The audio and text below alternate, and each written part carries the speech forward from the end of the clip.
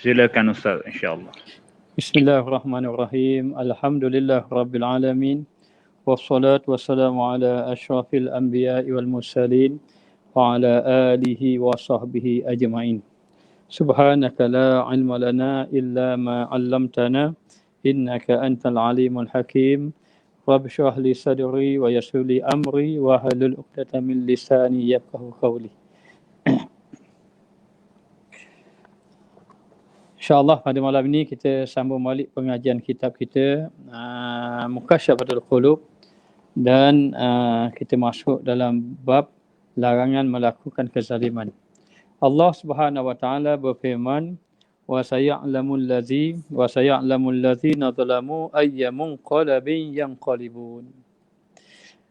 Maksudnya, dan ingatlah orang-orang yang melakukan sebarang kezaliman akan mengetahui kelak ke tempat mana mereka akan kembali. Maka sesungguhnya kezaliman merupakan kegelapan pada hari kiamat. Rasulullah SAW bersabda, kezaliman adalah kegelapan pada hari kiamat. Maka dekat hari kiamat, segala orang yang dizalimi akan diberi haknya. Dan segala orang yang zalim akan dibalas di atas kezaliman yang ia lakukan. Sama ada kezaliman itu daripada golongan yang serendah-rendahnya sampai setinggi-tingginya. Sama ada daripada kezaliman itu berlaku pada budak kecil sehingga kepada pemimpin yang sebesar-besarnya. Maka dikatakan bahawa baginda SAW bersabda, barang siapa yang berbuat zalim dengan sejengkal tanah sahaja, yakni seperti melakukan kerosakan dengan sejengkal tanah, seperti mengambil tanah orang sejengkal saja contohnya, maka pada hari kiamat Allah Ta'ala akan membebaninya dengan 7 lapis bumi akan hampap di atas kepala dia. Maka dengan sedikit sahaja kezaliman, maka Allah Ta'ala akan membalas. Walaupun dengan sejengkal tanah, apatah lagi kalau ambil tanah itu makan berekar-ekar dan seumpamanya. Maka sesungguhnya apabila kita dizalimi, maka di atas muka dunia kita disuruh bersabar. Kerana sesungguhnya orang yang melakukan kezaliman tetap akan dibalas. Kadang-kadang Allah sudah membalasnya di atas muka bumi. Kadang-kadang Allah tangguh dulu dekat negeri akhirat, barulah dibalas di atas kesalahan yang ia lakukan. Maka seorang ulama salaf berkata, janganlah anda menzalimi orang-orang du'afa. Jangan kamu menzalimi orang-orang yang lemah.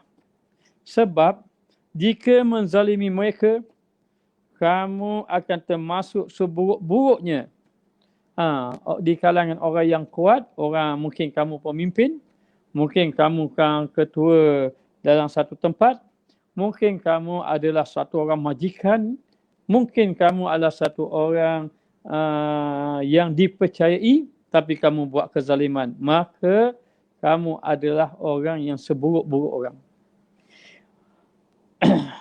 Ulama Jabir meriwayatkan bahawa ketika orang-orang berhijrah ke Habsyah, yakni sahabat-sahabat Nabi yang berhijrah ke Habsyah, yakni Ethiopia, kembali kepada Rasulullah SAW, maka baginda bertanya, adakah kamu akan memberitahu kepadaku kehairanan yang kamu lihat di tanah Ethiopia? Rasulullah tanya, boleh kamu ceritakan kepada aku, apakah sesuatu yang kamu hairan ketika kamu berada di Ethiopia? Kalau bahasa kita, kenapa yang pelik-pelik muduk dinu? Gitulah.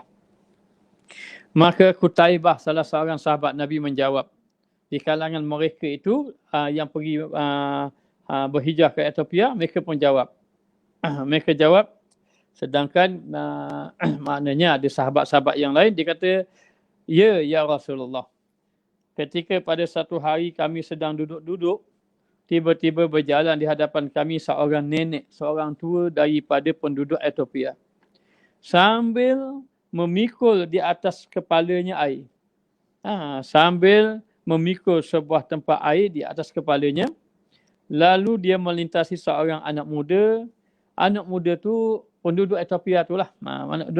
Maka anak muda tadi dia tepuk belakang nenek tadi. Sehingga nenek tadi jatuh. Bila nenek jadi jatuh, pecah air tadi. Ketika nenek itu bangun saja, maka dia memandang kepada anak muda itu. Lalu dia berkata, kamu akan tahu, hai pengkhianat. Nenek tua tadi kata kepada anak muda tadi. Ketika Allah meletakkan kursi Allah, maka mengumpulkan orang-orang yang terdahulu dan yang terkemudian. Lalu tangan dan kaki mengatakan apa yang telah dilakukan oleh mereka. Kata nenek tua, nanti mu tahulah nanti satu hari Allah meletakkan kursi Allah dan Allah kumpulkan semua manusia yang pernah hidup di atas muka dunia. Kemudian tangan kaki mereka akan memberitahu apa yang telah dilakukan. Nanti kelak kamu akan tahu keadaan kamu, bagaimana keadaan kamu ketika itu. Kata makcik tua tadi kepada anak-anak muda.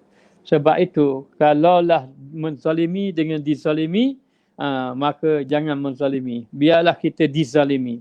Kerana sesungguhnya kita menzalimi, kalau kita menzalimi orang, kita akan dapat mudarat di dunia dan juga di akhirat. Tetapi kalau kata dizalimi, mungkin kita dapat mudarat dekat atas muka dunia. Tapi dekat negeri akhirat, kita akan dapat pembalasan. Sehingga dikatakan bahawa nanti orang-orang yang buat zalim pada kita nanti, habis amal-amal ibadatnya diberi kepada kita dengan sebab kezaliman yang dia lakukan. Maka jangan buat zalim. Pemimpin tidak boleh buat zalim kepada rakyat. Majikan tidak boleh buat zalim pada pekerja dia. Tak boleh majikan. Hatta guru-guru tidak boleh menzalimi pada anak muridnya. Hatta ibu bapa tidak boleh menzalimi kepada anak-anaknya. Suami tidak boleh menzalimi akan isterinya. Ibu pun tidak boleh menzalimi anaknya.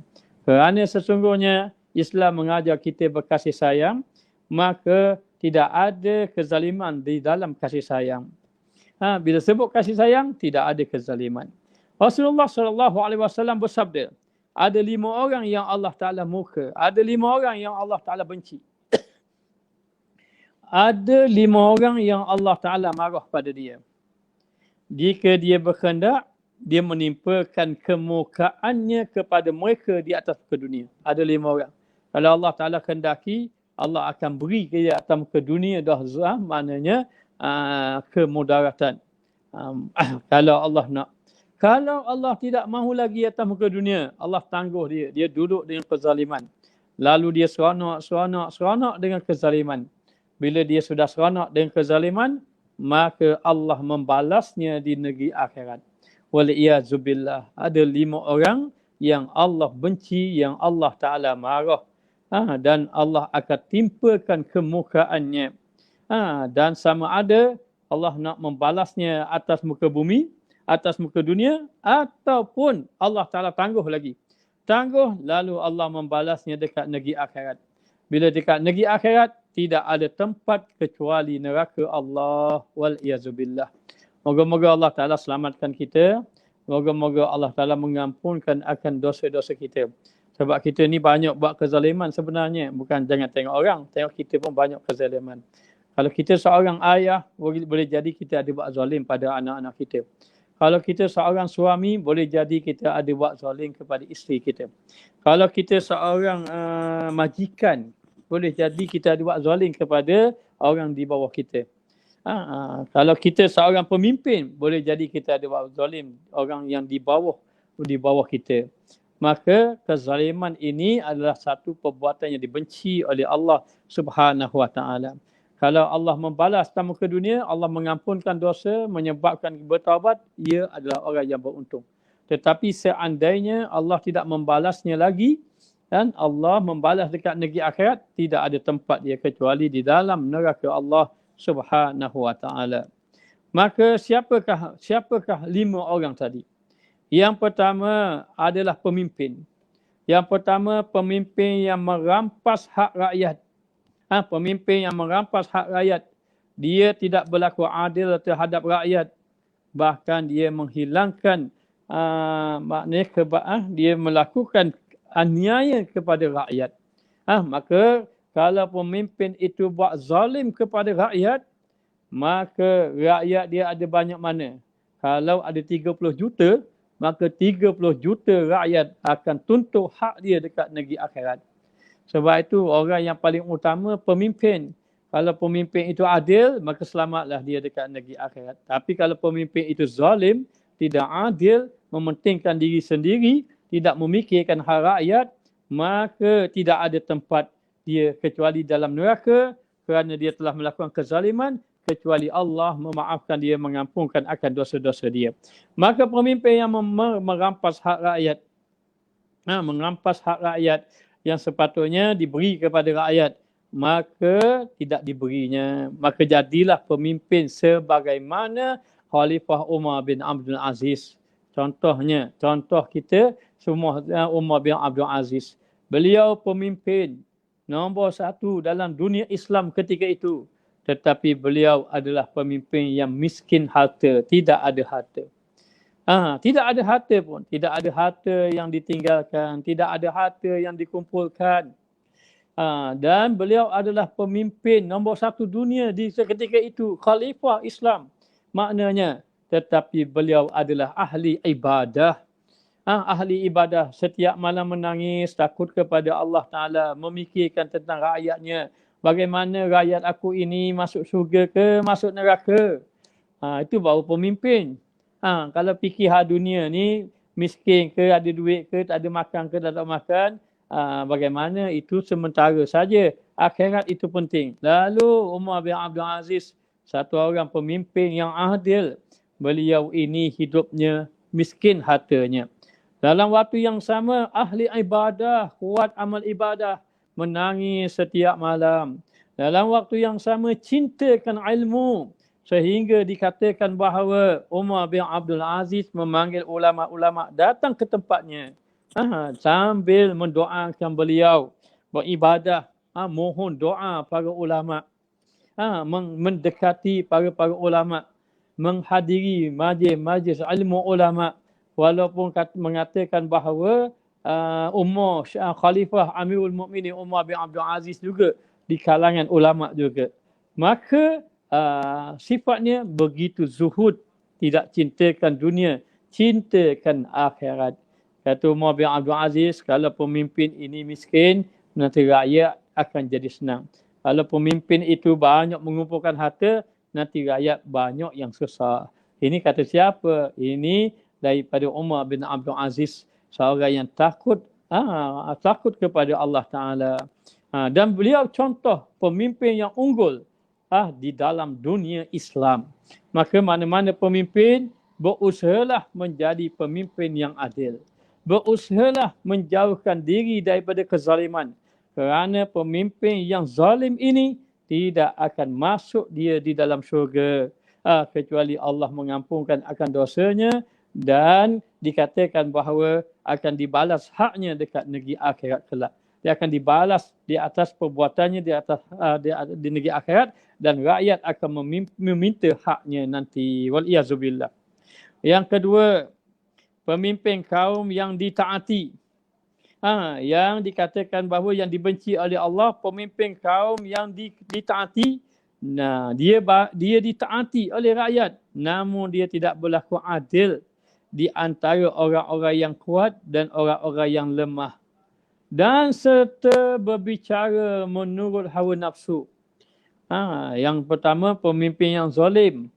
Ia ini zalim merampas hak rakyat. Yang kedua, pemimpin kaum yang ditaati. Dia ditaati, namun dia tidak adil. Tidak adil. Tidak adil terhadap orang yang kuat dan juga orang yang lemah.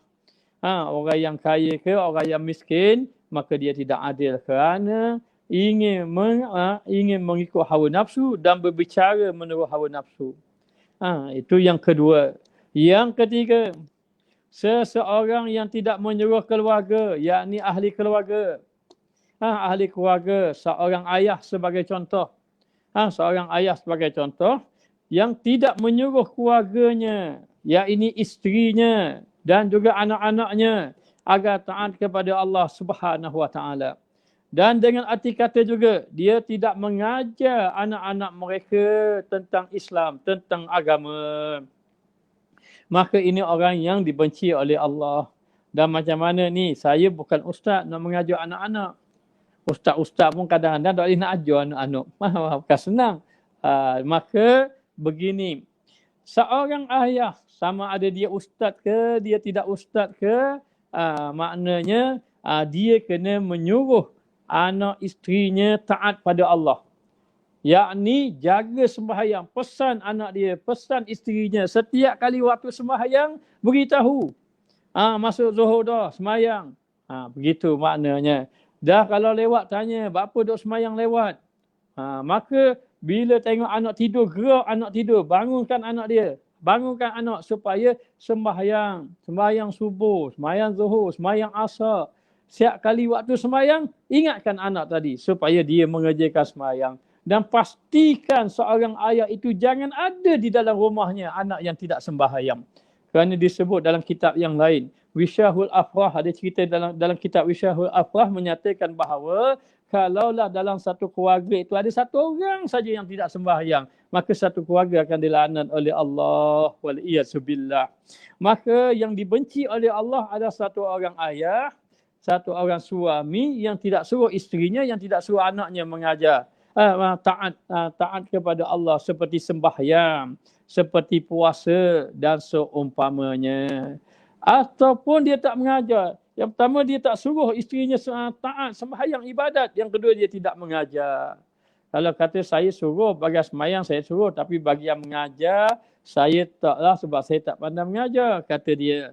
Kalau begitu, hendaklah kamu menyuruh anak dan isteri kamu ataupun menghantar anak dan isteri kamu di tempat-tempat yang ada pengajian.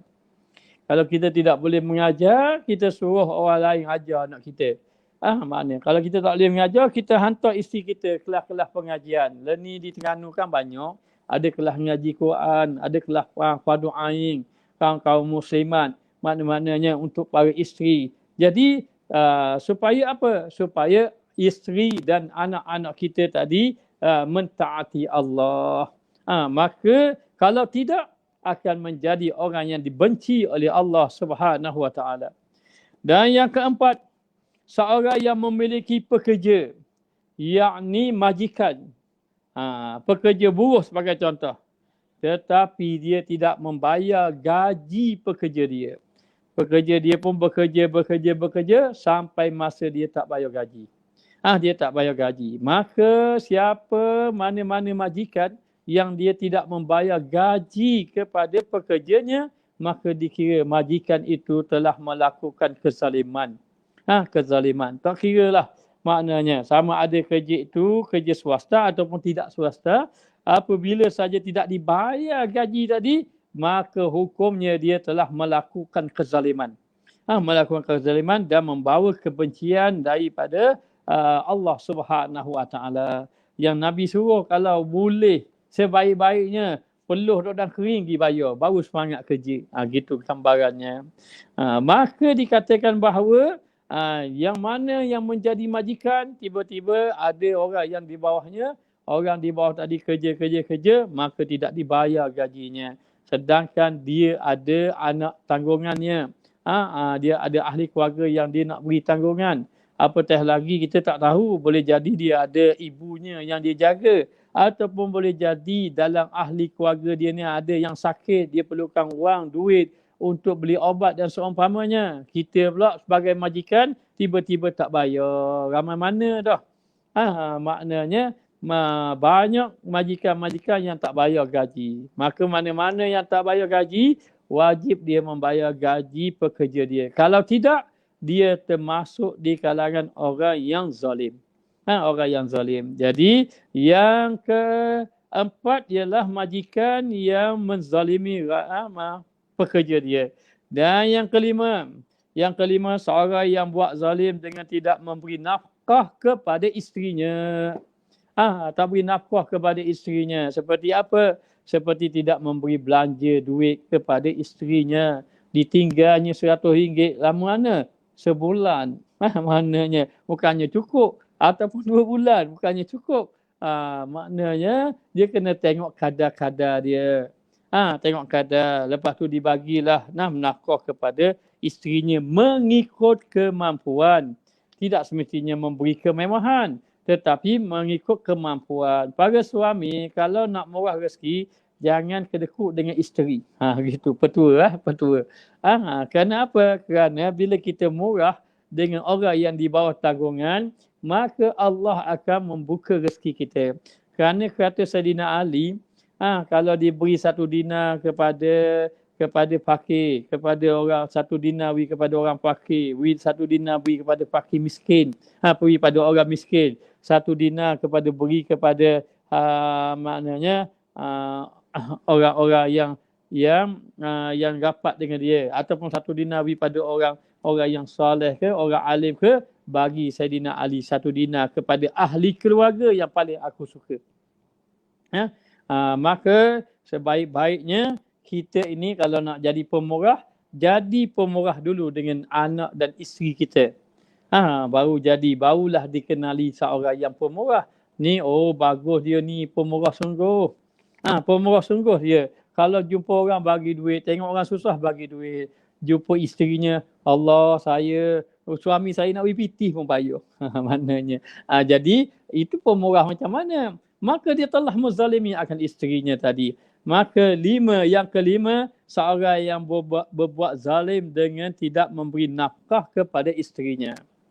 Abdullah ibn Salam berkata, ketika Allah Subhanahu Wa Taala menciptakan makhluk, mereka berdiri di atas kaki, sementara kepala mereka didongakkan ke langit. Mereka berdiri, kemudian kepala mereka mendongak ke langit. Mereka berkata, Tuhanku, bersama siapakah engkau? Ya Tuhanku, engkau bersama siapakah? Lalu Allah menjawab, bersama orang-orang yang teraniaya, bersama dengan orang-orang yang dizalimi, hingga dikembalikan haknya kepadanya. Sampailah dikembalikan haknya. Maka rakyat pun tuntut kepada pemimpin-pemimpin. Ketika itu, ya Allah, ini pemimpin aku dahulu, pemimpin saya dahulu. Ya Allah, dia buat zalim pada kami semua. Kami inginkan hak-hak kami. Maka dibalas oleh Allah Ta'ala pada pemimpin tadi. Kemudian dia kata, ya Allah, ini ayah, kata ayah anak-anak dari isteri. Ini ayah kami, ini kata isteri, ini suami kami, ini suami saya. Dia tidak memberi hak kepada saya. Dia tak ajar ilmu agama, dia lock je saya tak buat amal ibadat. Maka balaslah dia. Katanya ahli keluarga. Mari pula pekerja-pekerja. Ya Allah, ini majikan kami. Kami bekerja peluh. Maknanya sampai bersungguh-sungguh kami bekerja. Sampai masa dia tak bayar gaji kami. Tak bayar pun bahagian kami. Mari pula yang lain. Isteri pun kata, ni suami tak bayar. Tidak bagi nafkah kepada saya. Maka Allah mengatakan, kami, kata Allah, bersama-sama dengan orang yang dizalimi. Sehinggalah hak-hak mereka dibalas nanti. Demikianlah. Sebab tu orang zalim, orang yang kena zalim, Allah duduk dengan siapa? Allah duduk dengan orang yang kena zalim. Orang buat aniaya ke orang, dengan orang yang teraniaya, maka Allah duduk bersama dengan orang yang teraniaya. Maknanya kita kena sabar, ada bahagian-bahagian. Tak boleh lari. Orang buat zalim ni, buat guna-guna pun tak boleh lari. Atas muka dunia boleh lah. Allah lock saja. Tetapi sampai satu ketika akan diberi pembalasan. Oleh itu, para jemaah, jangan kita jadi orang yang zalim. Jangan buat kezaliman kepada orang. Wahab Ibn Munabbih berkata, seorang pembesar membina istana. Lalu datang seorang nenek tua yang miskin dan membina pondok kecil sebagai tempat tinggalnya di tepi istana. Pada suatu hari, pembesar itu menunggang kuda mengelilingi istananya. Ia pun melihat ada sebuah pondok. Ada sebuah pondok kecil. Ia berkata, kata pemimpin tadi, pembesar tadi, ini pondok siapa ni? Pondok ini milik siapa ini? Maka ada orang yang menjawab, pondok ini tempat tinggal seorang nenek tua. seorang nenek tua saja. Lalu dia memerintahkan pengawalnya untuk menghancurkannya. Habis diberdasarkan pondok kecil milik orang tua tadi. Lalu nenek tua tadi datang. Bila datang tengok pondoknya sudah hancur. Lalu nenek itu bertanya, siapa yang telah menghancurkan pondok saya? Maka ada orang yang menjawab, pembesar dia datang dengan orang-orang dia, lalu disuruh menghancurkan pondok nenek. Orang pun bagi tahu kepada dia. Nenek tadi mendongak ke langit dan berdoa, ya Allah, aku tidak akan hadir. Aku tidak akan hadir. Lalu di mana engkau berada? Lalulah dia bermohon kepada Allah Ta'ala. Kemohon pada Allah dan bertanya, ya Allah, di manakah engkau berada? Engkau berada. Allah lalu Allah segera memerintahkan malaikat Jibril. Lalu malaikat Jibril datang, maka Allah menterbalikkan istana tadi bersama dengan seluruh orang yang ada dalam istana. Lalu mati kesemuanya sekali. Ingat, kalau kita buat zalim ke orang, ada satu doa. Doa yang tidak akan ditolak. Apa dia? Doa orang yang kena zalim. Ittaqu da'watal mazlum. Takutlah kamu doa orang yang kena zalim.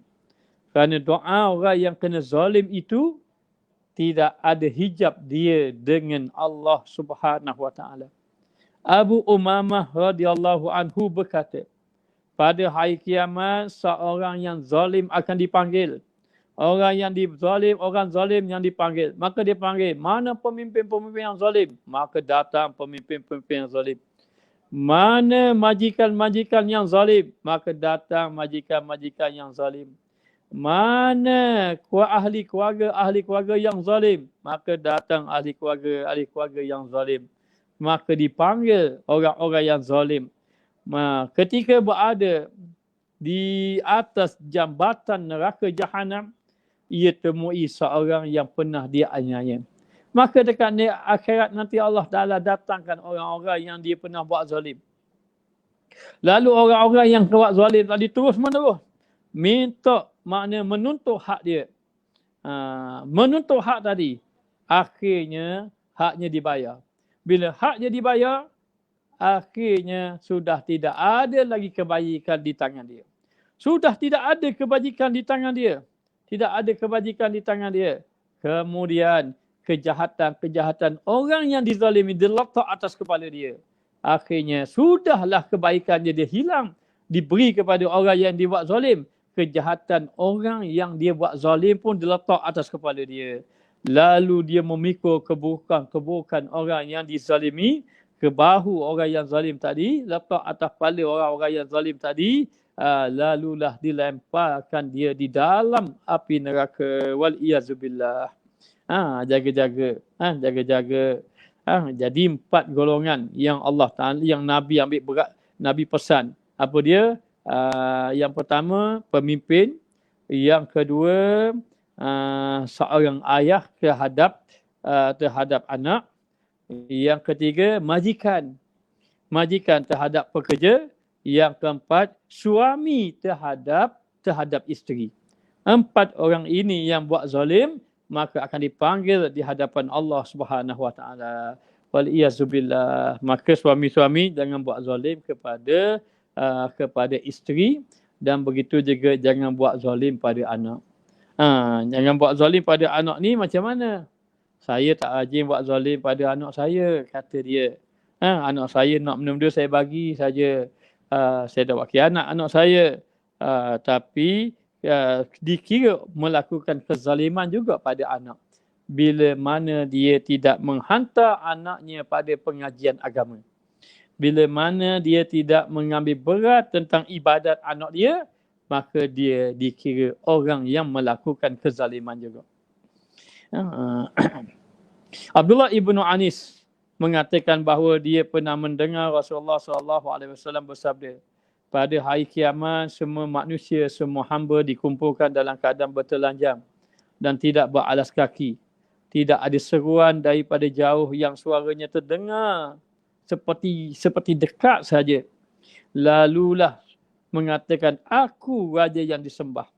Tidaklah seseorang daripada penghuni syurga masuk syurga, dan tidak ada seorang daripada penghuni neraka masuk neraka, sementara di sisinya ada yang terzalimi. Baik berupa tamparan sikit walaupun hanya sekadar tampar saja, ataupun lebih daripada itu, Tuhan kamu tidak akan menzalimi sesiapa pun. Mana-mana yang telah dizalimi akan dibalas. Walau sedikit pun akan dibalas oleh Allah Subhanahu Wa Taala. Wa ma rabbuka bizallamin lil abid. Allah Taala sekali-kali tidak menzalimi akan hamba-Nya. Lalu sahabat bertanya, ya Rasulullah, bagaimana kami datang dalam keadaan tidak ada alas kaki dan juga bertelanjang? Baginda menjawab, bagi kebaikan dan keburukan ada balasan yang setimpal. Tuhanmu tidak akan menzalimi sesiapa saja. Baginda juga pernah bersabda, barang siapa yang memukul orang lain secara zalim, atau ke dunia dia pukul orang, dia pukul orang secara zalim, maka dia akan dituntut di negeri akhirat. Apabila suka melakukan kejahatan kepada orang. Dikisahkan Raja Kisra mengambil seorang guru untuk mengajar dan mendidik anak dia. Setelah anak itu balik dan anak itu dapat banyak ilmu yang diajar oleh gurunya, pada satu hari guru itu pukul anak itu. Dan guru itu pukul dengan pukulan yang sangat keras. Dalam keadaan anak dia ni tak ada kesalahan, tak ada sebab apa-apa, tapi guru tu pukul dia. Maka anak itu menaruh dendam terhadap guru tadi. Sehinggalah maknanya dia dewasa. Ketika dia diangkat menjadi raja, setelah ayahnya tiada, lalu dia memanggil gurunya tadi. Dia kata, mengapa dulu kamu memukul saya dengan pukulan yang sangat kuat, sedangkan saya tak buat apa-apa kesalahan pun? Ketahuilah wahai raja, kata guru tadi. Setelah engkau meraih keutamaan dan ilmu, aku tahu bahawa engkau akan menjadi raja setelah ketiadaan ayahmu. Oleh kerana itu, aku ingin agar engkau merasakan pukulan sehingga di kemudian hari nanti engkau tidak menzalimi sesiapa pun, kata gurunya tadi. Kalau begitu, kata guru tadi, semoga Allah membalas kamu dengan sebaik-baiknya. Lalu raja tadi kata, wahai guruku, silalah kamu pulang. Kenapa? Barulah dia tahu sebab apa? Sebab dia tidak mahu anak muridnya itu maknanya melakukan kezaliman. Kerana dikatakan bahawa anak muridnya itu akan menjadi raja, akan menjadi pemimpin. Jadi kena rasa sakit sikit supaya dia ingat bagaimana rasa sakit, supaya dia berjaga dan tidak melakukan kezaliman. Maka para jemaah sekalian, cubalah kita menjauhkan diri daripada melakukan kezaliman. Dan seandainya kita ada melakukan kezaliman, hendaklah kita mengembalikan hak orang-orang tadi. Mungkin kita pernah zalim kepada anak kita, maka kita kembalikan haknya. Seperti selama ini kita tak ambil berat pun tentang ibadat anak kita, maka kena ambil berat tentang anak kita.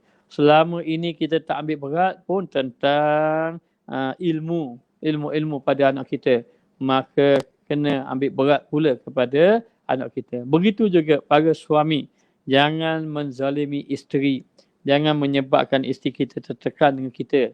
Tapi kalau kita pernah melakukan kezaliman pada isteri kita, maka kembalikanlah haknya. Kalau dulu dia merasa tertekan dengan kita, tapi hari ini jadikanlah dia gembira dengan kita. Tunaikan hak-hak mereka. Sebaik-baik suami, sebaik-baik lelaki adalah orang yang baik dengan isterinya. Supaya tidak termasuk dia di kalangan orang yang zalim. Begitu juga dengan majikan. Mana-mana yang majikan, maknanya janganlah tidak membayar gaji mereka. Mana-mana yang pernah ada dulu orang kerja dengan dia tak bayar, maka carilah pekerja dia dan bayar kembali sebelum dituntut dekat negeri akhirat. Kerana sesungguhnya tuntutan akhirat itu lebih berat daripada tuntutan di atas muka dunia. Dan yang terakhir, yang paling utama ialah pemimpin.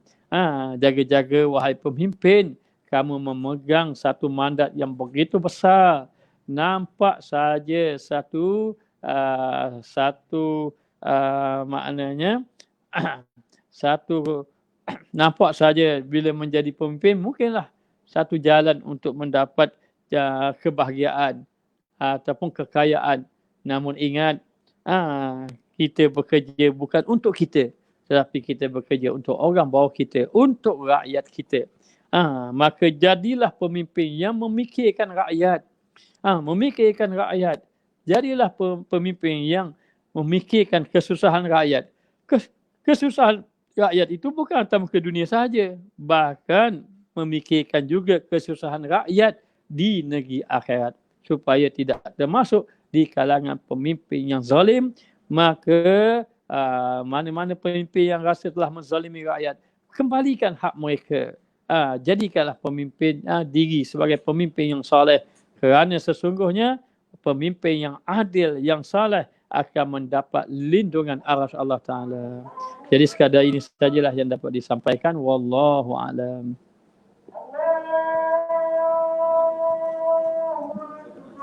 Rabbana atina fid dunya